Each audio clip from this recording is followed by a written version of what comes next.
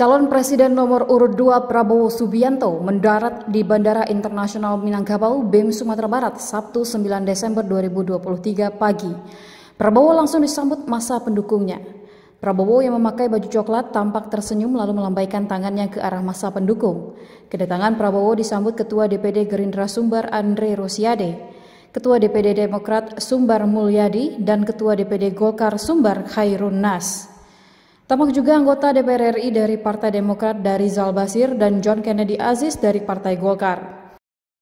Prabowo datang ke Sumbar untuk melakukan sejumlah agenda, salah satunya mengunjungi posko erupsi Gunung Merapi.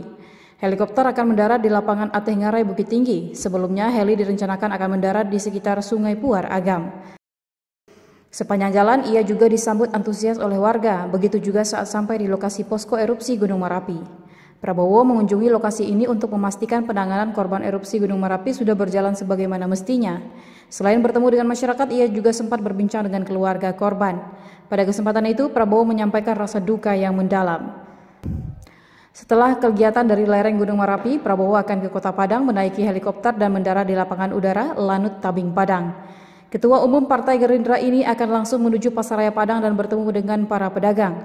Dalam kunjungannya ke Pasaraya, Prabowo akan ditemani Ketua Umum Partai Demokrat Agus Harimurti Yudhoyono (AHY) dan pengurus partai koalisi lainnya.